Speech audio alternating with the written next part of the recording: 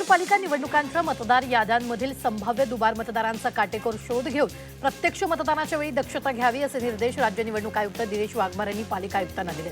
मतदार याद्यांसंदर्भात सर्व महानगरपालिका आयुक्तांची निवडणूक आयुक्तांनी बैठक घेतली। येत्या 20 ते 22 डिसेंबर दरम्यान मनपा निवडणुकांसाठी आचारसंहिता लागेल असं वक्तव्य उच्च आणि तंत्र शिक्षण मंत्री चंद्रकांत पाटील यांनी केलं। राज्यातल्या 264 नगर परिषद आणि नगरपंचायतीच्या निवडणुकींसाठी मतदान पार पडलं असून आता उत्सुकता निकालाची मतमोजणी ही 21 डिसेंबर रोजी पार पडेल आणि या दरम्यान आता राज्यातल्या महापालिका निवडणुकांची आचारसंहिता कधी लागणार यासह राज्यात युती होणार की त्याही स्वतंत्र लढल्या जाणार याबाबत मोठं वक्तव्य मंत्री चंद्रकांत पाटलांनी केलं। राज्यातील महायुती सरकारला आज 1 वर्ष पूर्ण झालं। या 1 वर्षात राज्यात पायाभूत सुविधा तसंच गुंतवणुकीत मोठ्या प्रमाणात वाढ झाल्याचा दावा महायुती सरकारनं केला। या वर्षभरात महायुती सरकारमधील समतोलही केंद्रस्थानी ठरले। राज्य सरकार आज आपला वर्षपूर्ती सोहळा साजरा करणार आहे। केंद्र सरकारनं मुंबईकरांना भेट दिल्याबद्दल मुख्यमंत्री देवेंद्र फडणवीस आणि पंतप्रधान नरेंद्र मोदी आणि केंद्रीय रेल्वे मंत्री अश्विनी वैष्णव यांचे आभार मानले। हार्बर रेल्वे मार्गावरील नेरूळ उरण नेरूळ या मार्गावर 4 नवीन फेऱ्या सुरू होणार आहेत तसंच बेलापूर उरण बेलापूर मार्गावर 6 नवीन फेऱ्या सुरू होणार आहेत। या नव्या फेऱ्यांमुळे उरण परिसरातील प्रवाशांना मोठा फायदा होणार आहे।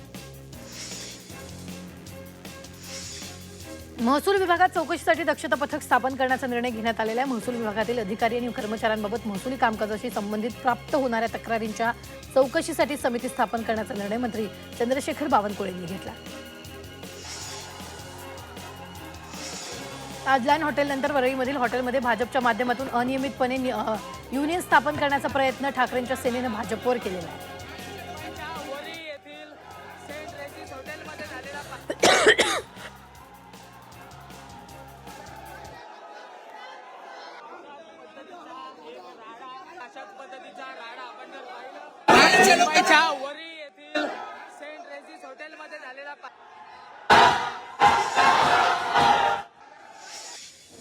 मुंबई महापालिकेसाठी भाजप ॲक्शन मोडवर आले। भाजपकडून निवडणूक संचालन समिती जाहीर करण्यात आली। अमित साटम यांच्या नेतृत्वाखाली समितीची घोषणा झालेली आहे। आशिष शेलारांवर निवडणूक प्रभारी पदाची जबाबदारी असेल तर यावेळी मुख्यमंत्री देवेंद्र फडणवीस यांच्यासह नितीन गडकरी, पियुष गोयल, विनोद तावडे, रवींद्र चव्हाण यांची उपस्थिती होती। मातोश्रीवर पक्षप्रवेश सोहळा पार पडला। उद्धव बाळासाहेब ठाकरेंच्या पक्षात राष्ट्रवादी काँग्रेससह भाजपच्या पदाधिकारी आणि कार्यकर्त्यांनी पक्षप्रवेश केला। पक्षप्रवेशाला अंबादास दानवेही उपस्थित होते। मुंबईत भाजपचा महापौर बसल्यास आपली कॉलरही टाईट होईल असं वक्तव्य राज्याचे कौशल्य विकास मंत्री मंगलप्रभात लोढा यांनी म्हटलंय। तर मुंबई मनपा निवडणूक जिंकणं ही कुणा एकाची जबाबदारी नसल्याचंही त्यांनी पदाधिकारी आणि कार्यकर्त्यांना सांगितलंय। निवडणुकांना निवडणुकीसारखं घ्यायचं असतं, निवडणुका झाल्यावर सगळं विसरायचं असतं असं वक्तव्य भाजप प्रदेशाध्यक्ष रवींद्र चव्हाण यांनी केलं।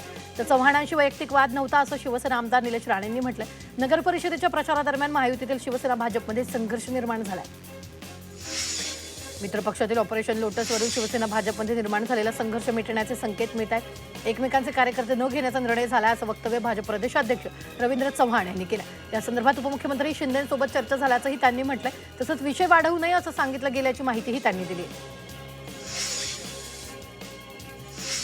कर्जदारांसाठी आनंदाची बातमी। भारतीय रिझर्व्ह बँकेनं रेपो रेटमध्ये 0.5% कपात केली आहे। आरबीआयचे गव्हर्नर संजय मल्होत्रा यांनी आज पतधोरण समितीच्या बैठकीत ही घोषणा केली आहे। 2025 हे वर्ष आव्हानांनी भरलेलं होतं, मात्र बँकिंग क्षेत्रात उत्तम काम झाल्याची माहिती यावी मल्होत्रांनी दिली।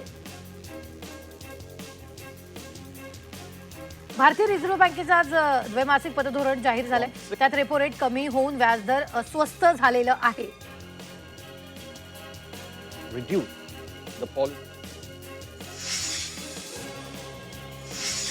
गेल्या काही वर्षांमध्ये शेअर मार्केटमध्ये झटपट कमाई करून देण्याच्या युक्त्या आणि तंत्र शिकवण्याच्या अभ्यासक्रमामुळे नावारूपाला आलेले शेअर मार्केट गुरु अवधूत साठे यांच्यावर भांडवली बाजार नियंत्रक संस्था अर्थात सेबीनं कारवाई केली आहे। सेबीनं अवधूत साठे यांना शेअर मार्केटमध्ये व्यवहार करण्यास बंदी केली आहे। तसंच गुंतवणूकदारांकडून घेतलेले 546 कोटी रुपये तातडीनं परत करण्याचे निर्देश दिले। हा अवधूत साठे आणि त्याच्या शिष्यांसाठी मोठा झटका मानला जातोय। सेबीच्या या कारवाईमुळे अवधूत साठे यांना शेअर मार्केटमधील गुरु मानणाऱ्यांना मोठा झटका बसला। नवी मुंबई एपीएमसी मार्केटमध्ये बंदला संमिश्र प्रतिसाद मिळाला। एपीएमसीमधील कांदा, बटाटा, भाजीपाला आणि फळ मार्केट नियमितपणे सुरू होतं, मात्र दाणा मार्केट पूर्णपणे बंद होतं। तसंच मसाला मार्केटमध्ये बंदला संमिश्र प्रतिसाद मिळाला। भिवंडीत प्रभाग रचना आणि मतदार याद्यांमध्ये घोळ झाल्याचा आरोप करण्यात आलाय। आरपीआय एकतावादीकडून हा आरोप करण्यात आलाय। राजकीय हस्तक्षेप असल्याचाही आरोप यावेळी करण्यात आलाय। महापरिनिर्वाण दिनानिमित्त येणाऱ्या अनुयायांसाठी मुंबई महापालिकेने विशेष नागरी सुविधा तैनात केल्या। चैत्यभूमी, छत्रपती शिवाजी महाराज मैदान आणि राजगृह इथं विशेष सुविधा करण्यात आल्या। तसंच शिवाजी पार्क इथं निवासी मंडप, सुरक्षा व्यवस्था, आरोग्य व्यवस्था, पिण्यासाठी पाणी, स्वच्छतागृह सज्ज ठेवले। महापरिनिर्वाण दिनानिमित्तानं चैत्यभूमीवर भीम अनुयायांची गर्दी झाली। चैत्यभूमीवर लाखो अनुयायी अभिवादनासाठी येणार असल्यानं मुंबई महापालिकेच्या वतीनं जय्यत तयारी करण्यात आली। या सर्वांची निवासाची, जेवणाची आणि इतर व्यवस्था मैदानावर करण्यात आली।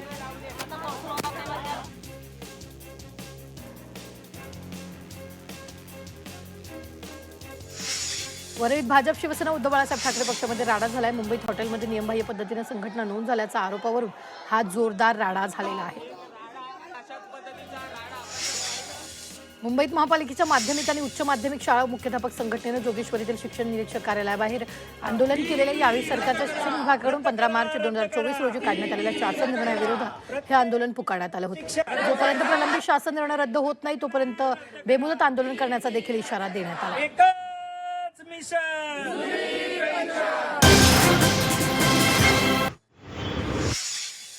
कल्याण पश्चिमेच्या बैल बाजार परिसरातील मेट्रोच्या कामामुळे केडीएमसीची मुख्य जलवाहिनी मंगळवारी फुटल्यानं शहरातील पाणीपुरवठ्यावर आधीच परिणाम झालाय।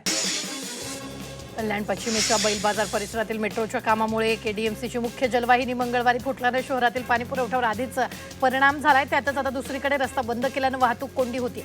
परिसरातील केसी गांधी शाळा ही सलग 3 दिवस बंद ठेवावी लागल्यानं हजारो विद्यार्थ्यांच्या अभ्यासावरही परिणाम झाला।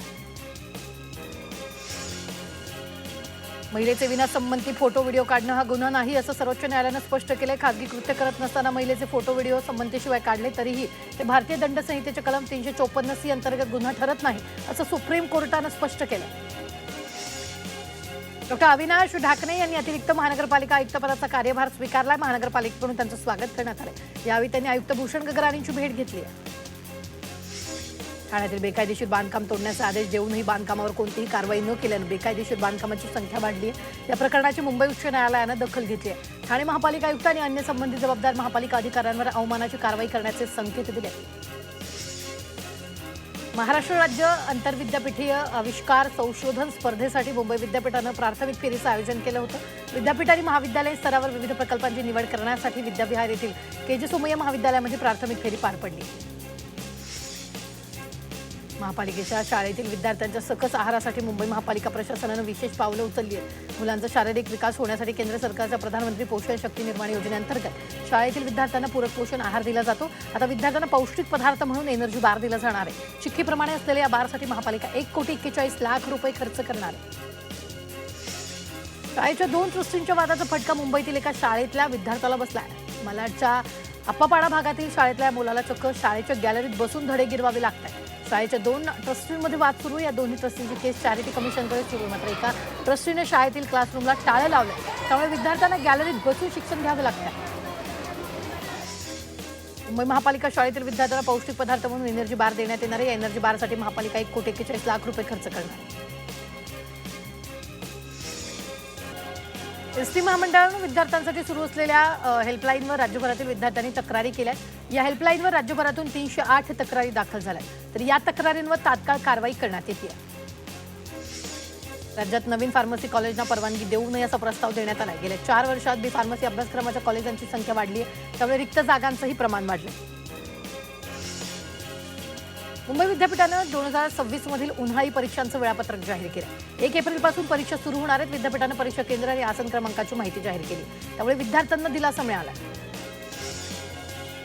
10वी-12वी परीक्षेच्या तयारीचा आढावा घेण्यासाठी परीक्षा मंडळाची बैठक झाली। विद्यार्थ्यांची संख्या वाढल्यास अतिरिक्त परीक्षा केंद्राची निर्मिती, बैठक व्यवस्थेचं नियोजन तसंच संवेदनशील केंद्रावर सुरक्षा वाढवण्याबाबत चर्चा करण्यात आली। गेल्या 15 वर्षापासून रखडलेला मुंबई गोवा महामार्ग प्रकल्प अखेर निर्णायक टप्प्यात आलाय। केंद्रीय रस्ते वाहतूक मंत्री नितीन गडकरी यांनी लोकसभेत महत्त्वाची माहिती देत या महामार्गाला नवी डेडलाईन जाहीर केली आहे। या महामार्गाचा 89% भाग पूर्ण झाल्याचं गडकरींनी सांगितलं। उर्वरित काम एप्रिल 2026 पर्यंत पूर्ण करण्याचं आश्वासन त्यांनी दिलेलं आहे। नवी मुंबई या शहरातील हार्बर आणि ट्रान्स हार्बर रेल्वे मार्गावरील सार्वजनिक स्वच्छतागृहांची अवस्था दिवसेंदिवस बिकट होती। स्थानकांवरील स्वच्छतागृह देखभाली अभावी वापरणं योग्य राहिले नसल्याची तक्रार प्रवाशांकडून केली जाते। कर्मचाऱ्यांच्या कमतरतेमुळे इंडिगो विमान कंपनीला देशभरातील विविध विमानतळांवरील गेल्या 3 दिवसात 1300हून अधिक विमान उड्डाणं रद्द करावी लागले. तर अनेक विमानांच्या उड्डाणात विलंब झाला. दरम्यान इंडिगोकडून विमानसेवा सुरळीत करण्यासाठी युद्ध पातळीवर प्रयत्न सुरू असून नियामक संस्था DGCAनं या प्रकारची चौकशी करण्याचे निर्देश दिले. अंबरनाथ तालुक्यातील मलंगडावरील फ्युनिक्युलर रेल्वे अधिकृत लोकार्पणापूर्वीच वादाच्या भोवऱ्यात अडकली. अद्याप शासकीय परवानग्या पूर्ण झाल्या नसताना फ्युनिक्युलरचे डबे हार फुलांनी सजवून सुरू केल्याचं धक्कादायक वास्तव समोर आलं. कर्मचाऱ्यांच्या कमतरतेमुळे इंडिगो विमान कंपनीला फटका बसल्यानंतर DGCAनं वीकली रेस्ट नियमाचा आदेश रद्द केला. विमान कर्मचाऱ्यांच्या नियमाचा आदेश रद्द केल्यामुळे एअरलाईन्स कंपन्यांना दिलासा मिळाला. समुद्राची ओहोटी आणि मोरा बंदरात साचलेल्या गाळामुळे 3 ते 8 डिसेंबरपर्यंत मोरा ते भाऊचा धक्का सागरी मार्गावरील वाहतूक संध्याकाळनंतर बंद राहणाऱ्या ऐन दत्त जयंतीच्या यात्रेतच प्रवासी वाहतूक ठप्प झाल्यानं स्थानिकांकडून संताप व्यक्त होतो.